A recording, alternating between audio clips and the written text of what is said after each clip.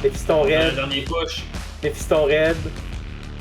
Méphiston Red. Oh! Wapson Oh, Joe! Yay! Bienvenue au Balado Soirée Peinture, épisode 90. Vas-y. On tient à remercier la Miss, fier commanditaire du podcast. Aujourd'hui, premier, je pense, David nous éduque de 2024. Non. Non. Non. On en a fait Non. un en janvier. Ouais. Pour vrai? Ouais. C'est quoi? C'était Pas le Old écouté. World. Ah, ok, bon. Pour moi, c'est comme une continuité de la même affaire. Ah, voilà. Ok. La même vieille affaire. Oui, c'est ça. Les vieilles affaires, ça traîne plus. Hein? Bon, là, je savais à quoi vous pensez. C'est pas là que je m'en allais. Mais maintenant que je l'ai dit, moi aussi, j'y pense. C'est pas ça que je voulais dire. Donc, et voici pourquoi David est responsable de son propre segment. C'est pour pas que moi, je fasse ce genre de référence-là. Fait que David, deuxième épisode de 2024 de David nous éduque. Ouais. Es-tu prêt, Phil? Ouais. Éduque-nous. D'accord. Ça me manquait, ce petit bout-là. Hein? J'ai comme un petit frisson. Ouais. J'ai comme un petit déjà-vu. Donc, Parlant de déjà-vu, tu nous parles du Old World. le vieux monde. Je vous parle du vieux monde. Je vous parle des éléments narratifs qui viennent avec la nouvelle édition. Ben, en fait, le Old World qui est un nouveau La jeu. nouvelle édition qui est un nouveau jeu. J'avais envie de vous parler de ça parce que d'un, ça nous intéresse beaucoup au podcast, le côté narratif. Puis, j'ai fini par avoir mon stock de Old World, fait que j'ai pu regarder dans le livre. Puis Ouais, c'est ça que j'avais dit, t'as eu le livre. Oui, j'ai été agréablement surpris de voir le contenu parce que ce qui m'intéresse beaucoup depuis Age of Sigmar, depuis qui ont parlé de 3 types de jeux, c'est d'aller voir cette section-là dans le livre pour voir de quoi ça ressemble. Puis souvent, dans les derniers livres, quand on en parlait, plus ça allait, plus je trouvais, puis entre autres avec 40 000, que le narratif, il commençait à être réduit à une page, à un paragraphe, où il donnait l'intention, il donnait l'idée de c'était quoi le jeu narratif, mais il n'y avait comme pas vraiment d'explication. Puis là, tu tombais dans Crusade, qui peut être un bon support au narratif, mais comme on l'a déjà dit, c'est un système. Fait que tu peux aussi prendre Crusade puis jouer pas narratif avec. Ouais. Il manquait quelque chose. Puis là, en ouvrant le livre de Old World, j'ai été agréablement surpris parce que c'est très différent. Fait que les 3 types de jeux sont pas présentés comme avant. Il y a ce qu'ils appellent les batailles rangées. Là, ils décrivent ça comme des batailles entre 2 armées équilibrées avec un minimum de préparation. Fait que ça ressemble au jeu égal. Ça ressemble à du match play. C'est ça. Les batailles de campagne, qui sont reliées entre elles, là, je les cite, là, soit en suivant une trame narrative ou simplement pour désigner le meilleur général. Fait que là, c'est... Donc un tournoi. Ben, c'est comme pas clair. Ça a l'air d'être... T'as l'air de pouvoir faire une campagne soit tournoi ou une campagne narrative. Ils disent les deux là, dans la section. Fait que c'est pas le jeu égal. Fait que le jeu, c'est pas le jeu libre. Mais c'est pas le jeu narratif.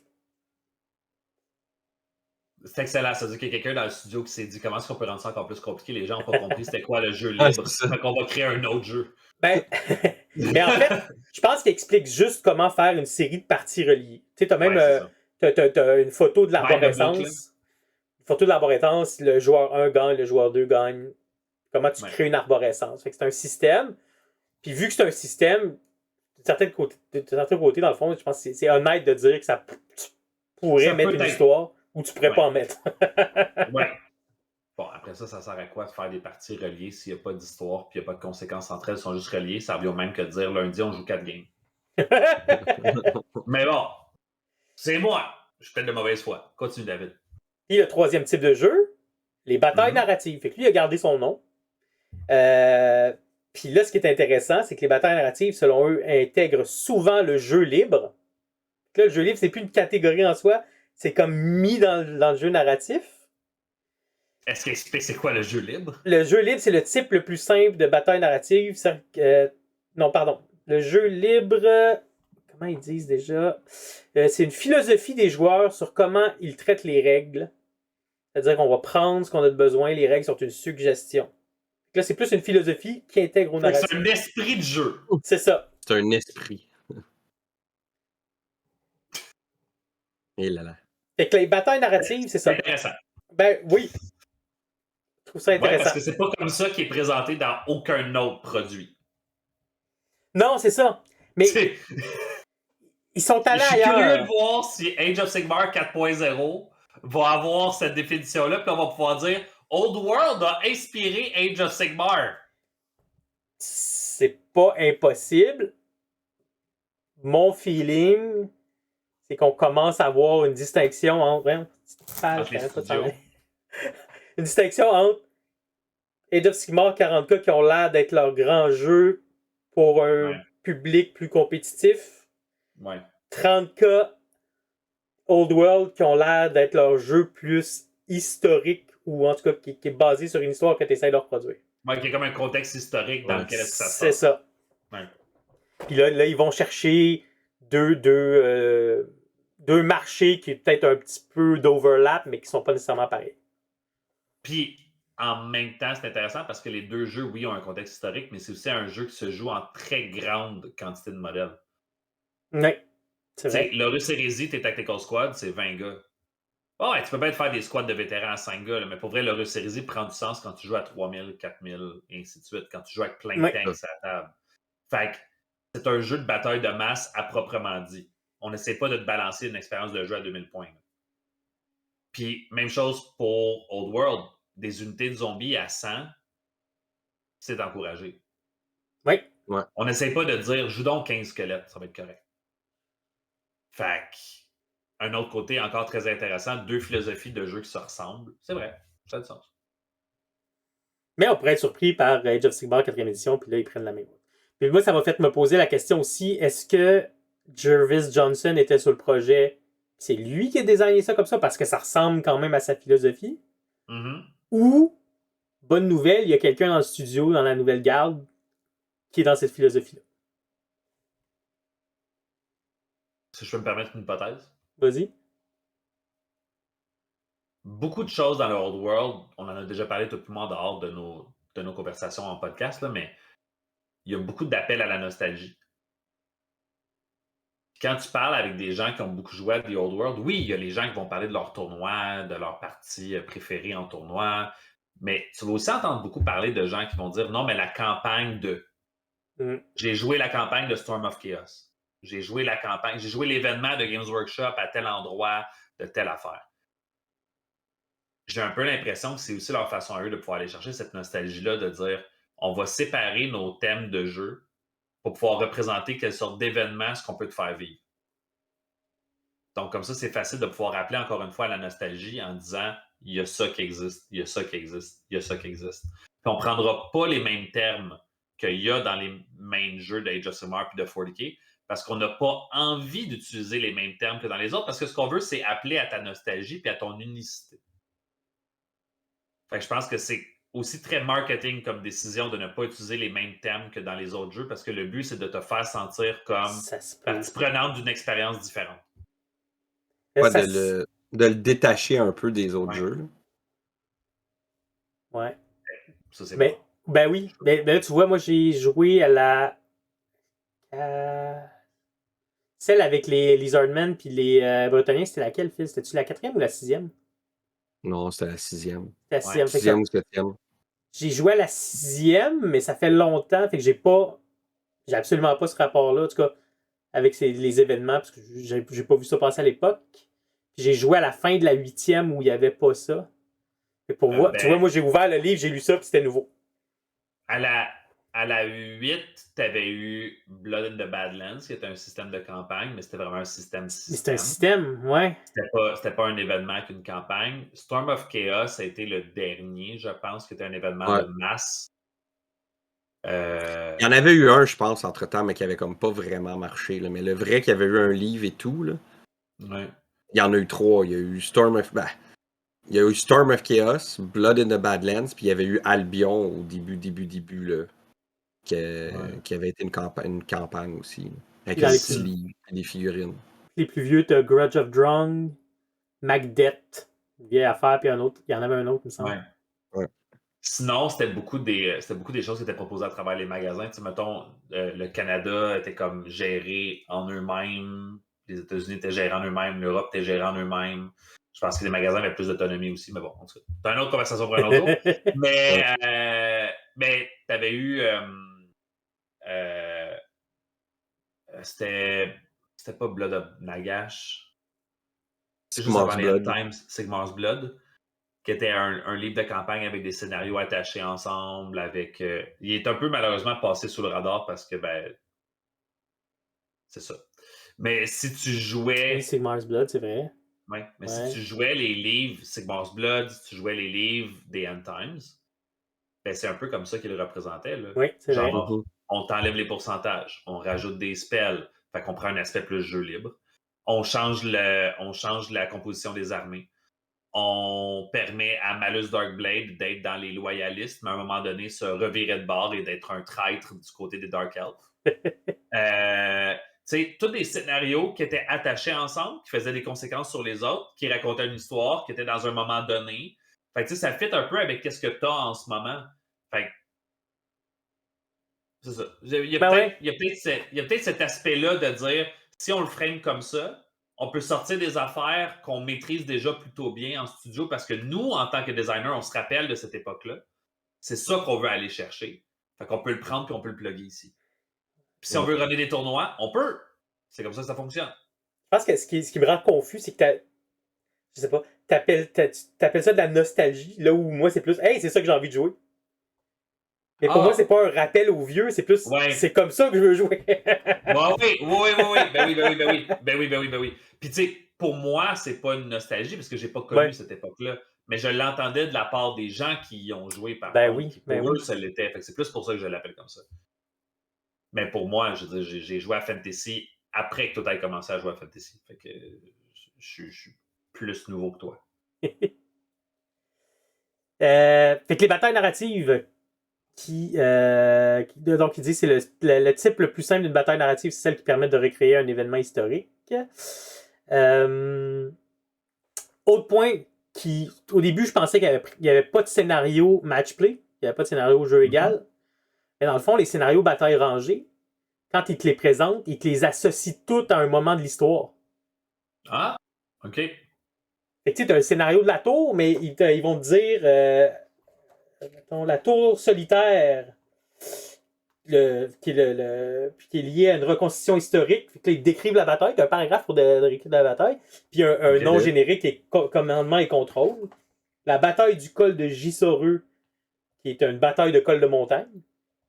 Tu sais, on s'était posé la question comment on fait pour amener les gens à jouer narratif. Ben, je trouve là, c'est brillant. C'est que même dans les scénarios égaux, tu as un scénario de bataille égale, mais ils te mettent autour une histoire qui a rapport avec ça. Fait que quelqu'un qui le lit pour le jouer en bataille égale, il peut voir à quoi ça pourrait ressembler comme scénario narratif. Oui, c'est vrai.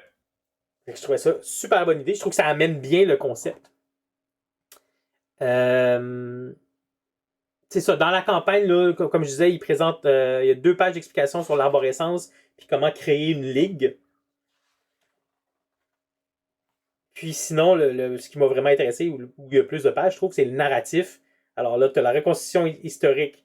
Puis là, il te réfère dedans, il dit allez voir les batailles rangées, on vous a mis un contexte. Fait que tu peux réutiliser le même scénario, il y a le contexte. Il parle aussi de scénarios personnalisés. Donc, il dit tu peux prendre une partie de l'histoire et essayer de le refaire. Ou toi, tu peux te créer une partie d'histoire, puis là, te faire un scénario personnalisé, puis l'intérêt, c'est de te faire des règles qui vont te permettre de faire le scénario que tu veux. Fait que je trouve qu'ils vont plus loin dans l'explication que dans les derniers livres de Age of Sigmar puis de 40K sur comment tu fais du narratif. Tu veux dire la section des 2 livres où est-ce qu'ils ne t'expliquent pas comment faire du narratif? C'est ça. Ils te disent comment jouer un système. Oui. C'est ça. C'est la grande nouveauté de ce livre-là que j'adore, c'est ça. Il essaye de t'introduire, il essaye de t'amener à ça. Et il te parle tout de suite que dans les suppléments, ils vont te mettre des scénarios narratifs. Ah ouais. Fait que là, on a 2 exemples. On a les journals. Les journals. Celui de Bretonnier. Ben, dedans, tu as la bataille de Matorea, si je me souviens bien du nom. Oui, Matorea. Qui a les forces. Dedans, tu vas avoir les forces bretonniennes. Qui te dit comment faire la bataille, quoi mettre dessus. Donc, qui est une bataille historique. Tu as la carte, tu as une explication. Fait que déjà, il te prépare sur le fait que voici comment faire une bataille narrative. Je vais t'en mettre dans tes suppléments. Ouais. Puis, c'est une belle place pour pouvoir le mettre aussi. Oui. Ton rulebook fait référence à quelque chose, mais ton codex, ou ton index, ou ton compendium, ou peu importe comment tu voudrais l'appeler, là, a une référence inclue dedans qui fit avec ce qu'il y a dans ton rulebook. Fait que c'est pas détaché. C'est une expérience commune. Oui. C'est vrai que c'est intéressant. Il ramène en force le concept de maître de jeu. Tu as toute une page où il te parle de comment introduire, quoi faire, puis avoir un maître de jeu. What? Oui. En 2024? En 2024. On ramène le maître de jeu? On ramène le maître de jeu dans la section narrative pour vraiment comme... Il y a quelqu'un qui développe une histoire, qui le fait, puis qui t'amène là. Bravo Games Workshop. Je l'ai pas vu venir. Je suis extrêmement heureux de ça. Puis, in your face, les gens qui pensent que ça fonctionne pas. Mais pour ceux et celles qui n'ont jamais essayé le système de maître de jeu, on en a déjà parlé là, dans d'autres épisodes. Puis quand on avait parlé du Grand Clash, on avait expliqué que notre rôle était un rôle plus de maître de jeu pendant cet événement-là. Mais pour les fans de Old World ou les gens qui sont curieux à savoir comment fonctionne le système de maître de jeu, posez-nous la question. Mais sinon, si vous avez les livres de The Old World, allez voir dans le livre. Je ne l'ai pas lu, moi, personnellement, mais je trouve ça cool qu'en 2024, ils les ramènent. Oui. C'est très nice. Écoute, tu m'apprends quelque chose que je suis. Hein? Je me serais pas attendu à ce que tu m'apprennes ça aujourd'hui. Je savais que ça allait surprendre. Là. Je m'attendais à... Non, mais il a surpris, puis... What the duck? Je pourrais dire what the F, mais je me suis dit, j'ai lâché assez de sacre aujourd'hui. Fait que dans la description qu'il donne, ça ressemble un peu... Il me semble que j'en ai parlé dans un épisode il y a longtemps, le wargame français que j'ai retrouvé sur gallica.fr du 19e siècle, qui était fait pour l'armée, mais où tu avais deux rôles. Tu avais le rôle d'arbitre, puis tu avais le rôle de celui qui interprète l'esprit du jeu. Mais là, ils te le définissent dans le maître de jeu. Ouais. Fait que c'est quoi son rôle? C'est un observateur neutre, mais c'est aussi un narrateur et un conteur. C'est un arbitre des règles. C'est le troisième joueur impartial. C'est le représentant du destin. Fait que c'est vraiment sensiblement ce qu'un maître de donjon fait à Donjon Dragon. Exact. Ouais. On vient aux racines, là. Ouais. On vient pas mal à ce qui existe dans le roleplay.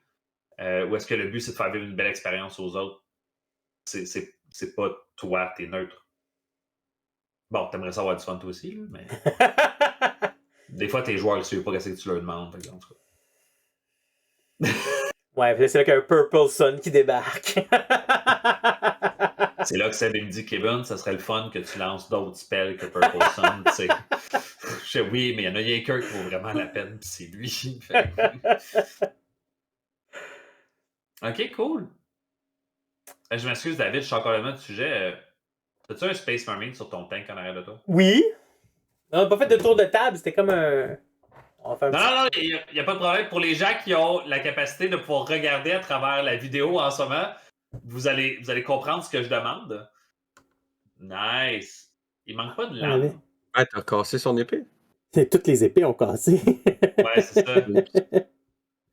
Ah, mais il est malade. Ouais, très, très beau. Dans le fond, en ce moment, David nous montre à travers la paume de sa main pour pouvoir faire un background d'écran. Son Space Marine qu'il a peint pendant le cours avec Miles de Legend Studios. C'était ta première fois à tester un color scheme de Thousand Suns, right? Oui. Puis là, j'essayais, vu qu'on n'avait pas d'aérographe pour ce cours-là, j'essayais un schéma au pinceau. Je en reparlerai au prochain tour de Très, très beau. Ouais, c'est ça. Puis là, moi, je ne pouvais plus m'empêcher parce que là, j'arrête pas de regarder son écran puis je vois un Christy Space Marine qui a l'air d'être une autre couleur sur un tank bleu. Fait que je suis comme, OK, là, faut que tu me dises ce qui se passe. Parce que là, c'est fait exprès. OK. Je gère bien mon TDAH, mais les Christy limite à un moment donné. J'avais même préparé un autre truc pour le tour de table. Non!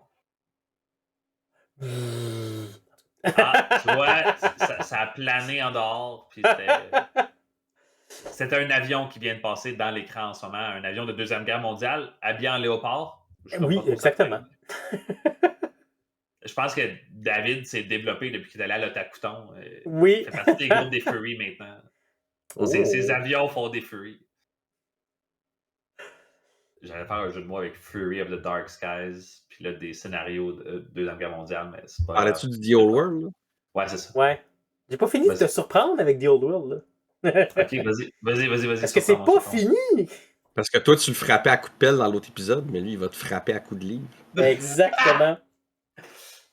Toujours dans la section narrative, on a parlé des MJ, les maîtres de jeu. On reste juste là. Il y a une autre page sur forger un récit. Ah, nice. C'est central quand tu veux faire du narratif. Il faut que ça parte d'une histoire.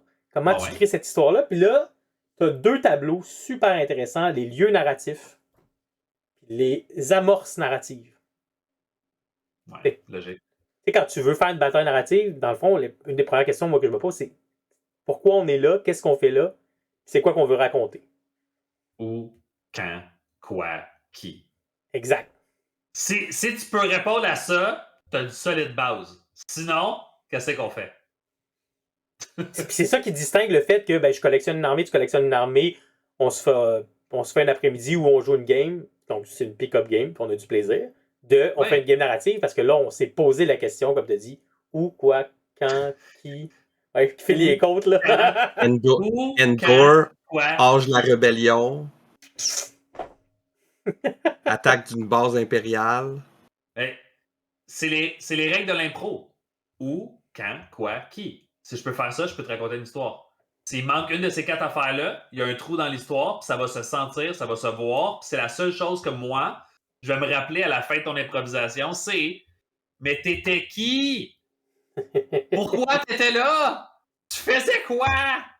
Où est-ce que vous êtes? » Tout ça, ça bug dans une histoire quand tu le sais pas. C'est important de répondre à ces 4 facteurs-là. Fait que, voilà. Fait que je vais vous donner un exemple. Lieu narratif. Là, tu peux le lancer sur un D6, là, il y en a 6. Là. C'est correct, je pense que c'est pour aider. Tu sais. Repère de montagne. On leur donne notre permission. Ils peuvent utiliser les tables. Scott. Repère de montagne. Le champ de bataille devrait être long et étroit, avec au moins 2 bords traités comme du terrain infranchissable. Le reste du champ de bataille peut être parsemé de rochers en guise de terrain difficile et de terrain dangereux. Si le sol est escarpé, le champ de bataille entier pourrait compter comme étant en pente, donnant un avantage au camp qui le contrôle. Logique. Là, on va prendre une amorce narrative. Tiens, nulle part où aller.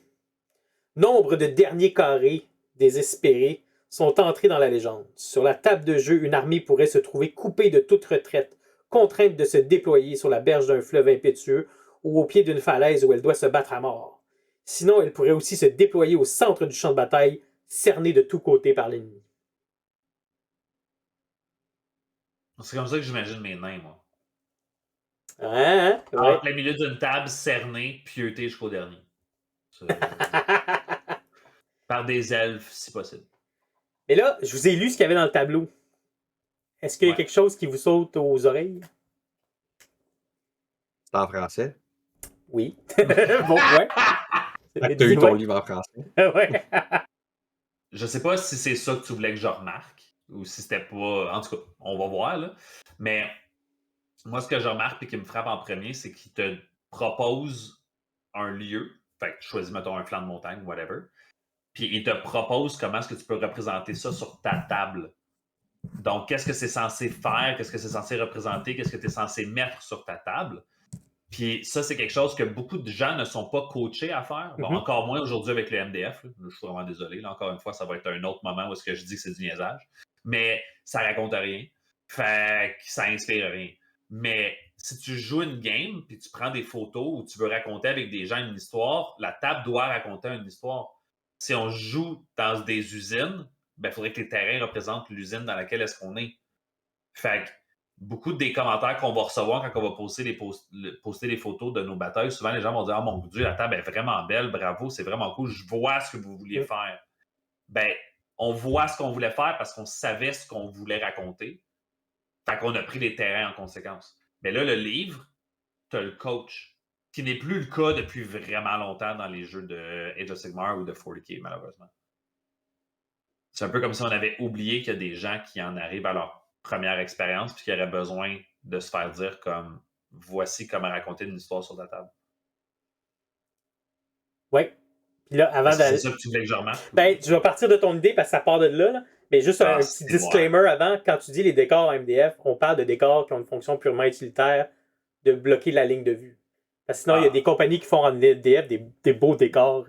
Les décors en MDF dans lesquels il y a un effort et qui représentent quelque chose d'intéressant, je suis d'accord, j'adore ça, j'en ai, t'en as, tout le monde en a. C'est chill. Les décors qui servent à être des bâtons de popsicle qui bloquent la vue, ça, c'est non. Pour moi. C'était ça. J'ai l'impression que je suis vraiment plus acerbe que d'habitude dans cet épisode-là. Qu'est-ce qui se passe? Dans l'autre d'avant. Je sais pas. J'ai décidé de lâcher prise et de dire hey, écoute, aime-moi pas. Ça va être ça. Ben, ce que tu as dit, parce que l'idée est super bonne, puis ça fait partie de ce que je voulais qu'il soit remarqué, effectivement, de coacher les gens à raconter une histoire. Mais là, c'est peut-être un j'ai eu raison. Je vais peut-être générer des réactions. Continue à parler. Il a pas je sais, il n'a pas arrêté. Moi, j'avais juste à partir qui disait que j'avais raison, là. Kevin avait raison. Tiens. Yes! Pour ceux et celles qui ne le savaient pas, je ne l'ai pas entendu souvent. Fait que ça fait vraiment bien. Continue. Et là, je vais faire un hot take qui va peut-être, ou pas, générer des réactions. Oh, j'ai hâte.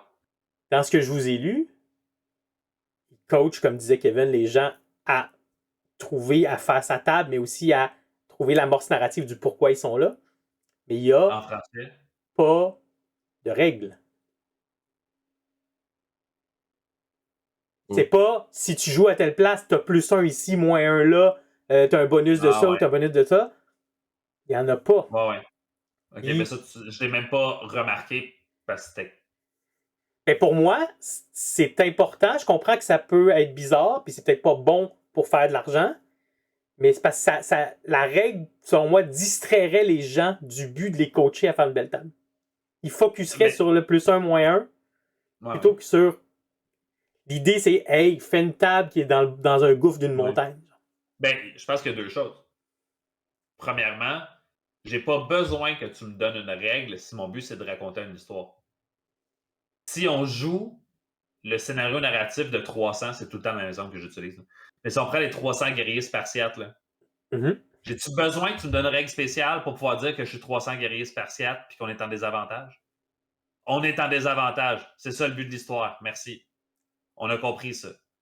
La table, j'ai pas besoin qu'elle me donne un avantage avec une stat. Je peux choisir de me battre dans le. Je pense que je m'avais bien, il y avait comme une espèce de flanc de falaise qui pouvait se battre comme pour faire une espèce d'entonnoir. Là. D'entonnoir. Ouais. Ben, c'est d'utiliser le terrain. C'est pas obligé d'être une règle. Le feature de terrain, il existe. Le terrain en soi fait en sorte que ça change la disposition des forces, ce qui fait en sorte que tu gagnes un avantage, mais il n'est pas sur papier. Il est dans la façon dont tu le joues sur la table. Ça m'amène à mon deuxième point. Dans l'histoire que tu racontes. Oui. Ça m'amène à mon deuxième point.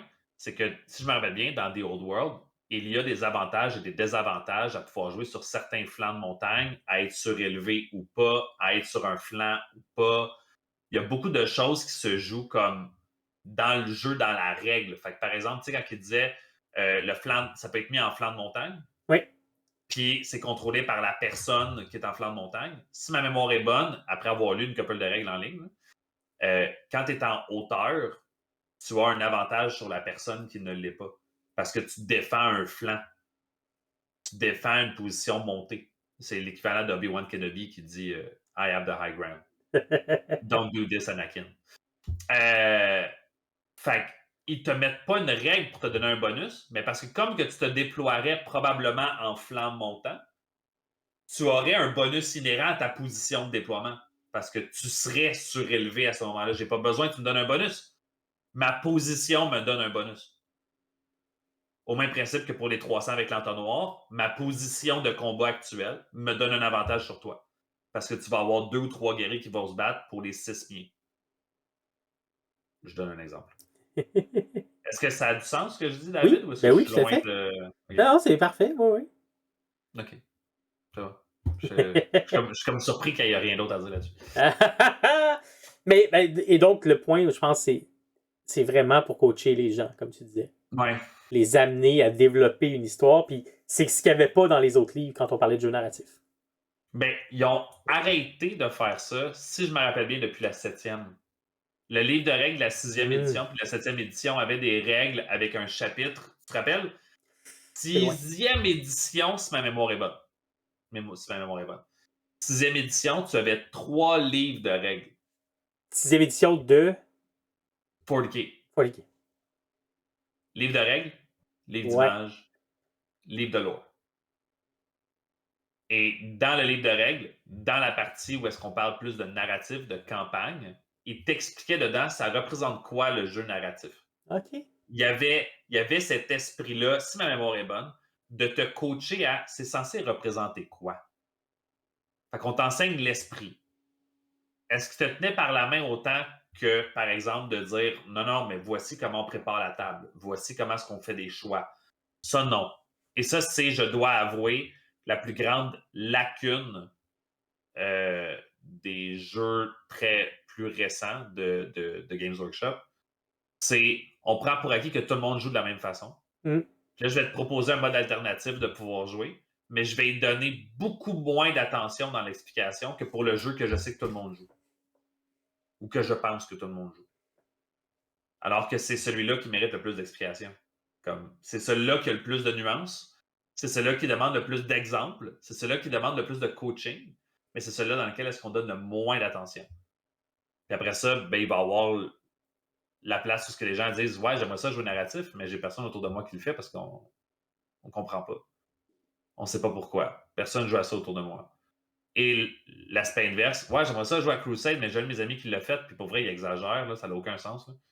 Genre, il nous roule dessus tout le temps, puis à un moment donné, c'est plate. Là, fait qu'on a commencé à jouer match-play parce qu'on était tanné de se faire rouler dessus. Là, t'es comme, OK, fait que là, il y a un douche qui a décidé d'utiliser des règles pour te rouler dessus, mais ça, c'est pas la faute du jeu narratif, c'est parce que ton ami, il n'est pas un bon ami. Non, mais tu sais, des erreurs de jugement, on en a toutes faites, mais tout ça pour dire que la partie qui nécessiterait du coaching, ça serait aussi ça. Oui. C'est dommage qu'il n'y en ait pas. Fait que tant mieux si le Old World a le fait. Surtout pour un jeu de bataille rangé où est-ce que c'est facile de le voir juste comme étant des blocs qui se rentrent dedans. Mm-hmm. Je trouve ça intéressant qu'il ait mis un effort comme ça là-dedans. Oui. C'est cool. Finalement, dans la section narrative, il y a une série de 3 scénarios. L'histoire, c'est le monolithe noir. Puis là, ils introduisent des batailles qui suivent avec un effet les unes sur les autres selon les pertes. Ça, c'est très cool. Fait que si ton unité a été détruite, ça se peut qu'elle ne se présente pas à la prochaine bataille. Si elle a eu tant de pertes, tu lances un dé de 6 ou un dé de 3 selon la grosseur d'unité et la puissance d'unité. Très cool. Pour qu'il y ait un effet et qu'il y ait de l'attrition au fur et à mesure. Fait que le livre de base, contenu narratif, je suis super content. Ouais. On a parlé du journal qui vient avec une bataille narrative. Et là, ce qui est intéressant, c'est que la bataille narrative est faite pour être jouée avec la boîte des Bretonniens.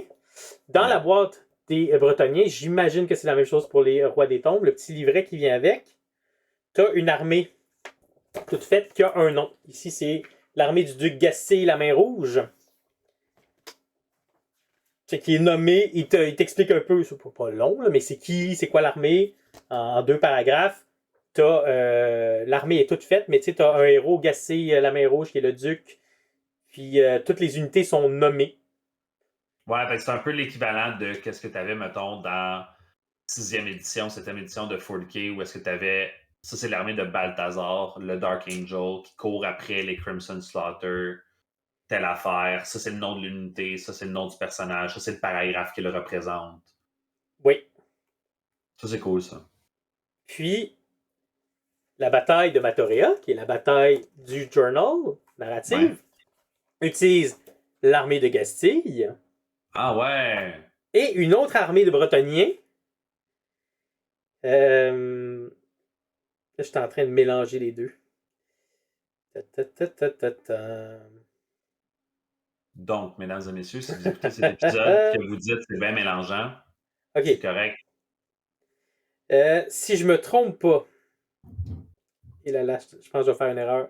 Là, je cherche l'information sur la page, puis je la vois pas. Mais donne les deux options, puis au pire, on va dire aux gens, si vous découvrez que David s'est trompé, faites juste échanger deux informations. Ça va être correct. Ouais. Fait Ok, fait que je pense que j'allais me tromper. Dans le fond, fait que la bataille permet d'utiliser le contenu de la boîte, mais ils disent pas que c'est Gastille, la main rouge, qui vient. Je pensais que c'était ça qu'ils disaient. OK. Mais la force principale, c'est des exilés bretoniens, Bretonian Exile, que tu as les règles là-dedans, avec un héros nommé Cécile Gaston de Wyrmslayer. Fait que tu as un héros narratif qui va être inclus avec là. Mais lui, on n'a pas vu de figurine pour lui. Par contre, il y a l'héroïne Lady Élise Duchard, qui est une. Est-ce qu'elle vient sur une corvette? Elle vient sur. C'est Élise Duchard. Moi, je Ouais. m'attends à ce qu'elle vienne avec un auto. Là. Non, c'est une licorne. Ah! Ben, Mais elle vient sur un Ford. Ça, c'est un modèle correct, Ford. Ouais. Elle vient sur un Ford. Voyons, David. Mais ça, C'était la première à utiliser l'unité de cheval pour représenter la force de son moteur. Voyons! Mais ça, c'est le modèle Forge World qui a annoncé l'été dernier, qu'on ne sait pas quand il va sortir. Là. Ah, ça devrait s'en venir bientôt, là, je peux pas croire. Là. Fait qu'elle aussi, on a ses règles, on a son histoire dedans. OK. Fait qu'encore une fois, bataille narrative, héros narratif. Il y en a un a priori, on ne sait pas s'il va y avoir une figurine, l'autre qui va avoir une figurine. Là, tu peux, c'est pas précisé, mais tu peux mixer ça avec Gastille, la main rouge, qui vient faire la force pour aider. Est-ce que Gastille, la main rouge, c'est le cousin du Red Duke? C'est-tu le Red Duke, ça doit être en anglais, non? T'es en train de te faire troller. Le Red Duke, c'est un baron vampire. Ah! Qui était un bretonnier avant. Ah! Peut-être que ça vient de là? Peut-être! Je fais juste lancer des affaires. Ah, mais c'est cool, David. C'était tout? C'est tout. Du narratif dans tous les livres. J'adore. Ben, honnêtement, tu m'intrigues. C'est cool qu'il ait mis ça là-dedans. Moi, tu vois, ce qui me questionne, c'est ça.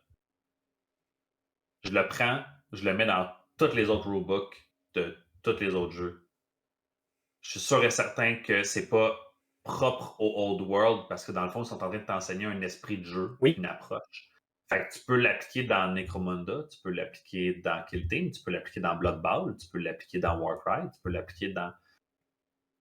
Fait que j'aurais tendance à juste prendre ça et le mettre sur notre page. Ben oui. Bonjour, est-ce que vous cherchez comment. Oui, voilà. Il y a un document PDF en haut là, qui est piné, là. Voilà.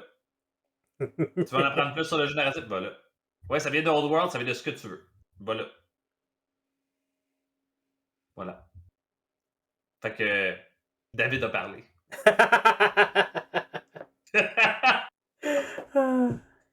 Hey, mais c'était vraiment cool. Nice. Merci. Ben, ça fait plaisir. Bon, fait qu'on a été éduqués, Phil. Va me coucher, moi. Tu l'as brûlé, David, tu l'as brûlé.